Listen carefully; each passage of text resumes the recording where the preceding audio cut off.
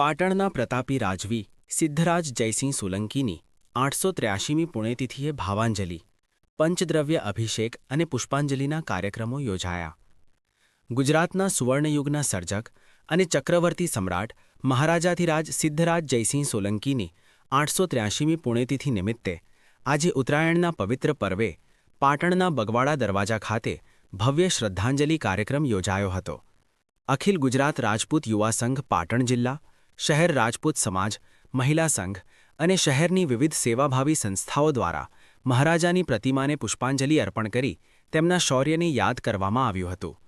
કાર્યક્રમની શરૂઆતમાં રાજપૂત સમાજ દ્વારા મહારાજાની પ્રતિમા પર પંચદ્રવ્યો એટલે કે દૂધ, દહીં, ઘી, મધ અને સાકરથી અભિષેક કરવામાં આવ્યો હતો. પંચદ્રવ્ય અભિષેક બાદ ઉપસ્થિત મહાનુભાવો દ્વારા પ્રતિમાને હારતોરા કરી ભાવપૂર્ણ શ્રદ્ધાંજલિ અર્પણ કરવામાં આવી હતી. પાટણના સ્થાપક રાજા વનરાજ ચાવડાના તૈલચિત્રને પણ પુષ્પાંજલિ અર્પણ કરવામાં આવી હતી. આ પ્રસંગે રાજા સિદ્ધરાજ અને વનરાજ ચાવડા અમર રહો ના નારાથી વાતાવરણ ગુંજી ઉઠ્યું હતું. સોલંકી વંશના ચક્રવર્તી સમ્રાટ સિદ્ધરાજ જયસિંહે માત્ર 3 વર્ષની વયે પાટણની રાજગાદી સંભાળી હતી. વિક્રમ સંવત 1150થી 1199 સુધીના 53 વર્ષના શાસનકાળ દરમિયાન તેમણે દિલ્હીથી લઈને માળવા સુધી ગુજરાતના સીમાડા વિસ્તાર્યા હતા. તેમના સમયમાં પાટણ સમગ્ર ભારતમાં શક્તિ અને સંસ્કૃતિનું કેન્દ્ર બન્યું હતું. આ શ્રદ્ધાંજલિ કાર્યક્રમમાં અખિલ ગુજરાત રાજપૂત યુવા સંઘના પદાધિકારીઓ, પાટણ શહેર રાજપૂત સમાજના અગ્રણીઓ, મા મદારસિંહ ગુહિલ, કે.એન. સોલંકી, વિવિધ સામાજિક સંસ્થાઓના પ્રતિનિધિઓ, મા યતીન ગાંધી, મનોજ પટેલ, પાલિકા પ્રમુખ હિરલબેન પરમાર, ધીરુભાઈ શાહ, મુકેશ દેસાઈ, ગૌરવ મોદી અને શહેરના અગ્રણી નાગરિકો મોટી સંખ્યામાં ઉપસ્થિત રહ્યા હતા. પાટણ નગરી ઐતિહાસિક નગરી છે અને પાટણ નગરીની સ્થાપના વીર વનરાજ ચાવડાએ તેમના 2 મિત્રોની મદદથી આ નગરની સ્થાપના કરેલી. મિત્રતાનું સૌથી મોટું ઉદાહરણ એટલે અણહિલપુર પાટણ કહેવામાં આવે છે. ચાંપા વાણિયા અને અણહિલ ભરવાડના બંને મિત્રો નામ ઉપરથી આખા નગરનું નામ ઐતિહાસિક નગર અણહિલપુર પાટણ રાખવામાં આવેલું. આ પાટણ નગર ઉપર પાટણની સ્થાપના વિક્રમ સંવત 802 મહાવત સાતમના દિવસે વીર વનરાજ ચાવડાએ કરેલી. પહેલાં ચાવડા વંશના રાજાઓએ રાજ કરેલું, ત્યારબાદ સોલંકી વંશના રાજાઓ અને ત્યારબાદ વાઘેલા વંશના રાજાઓએ રાજ્ય કરેલું.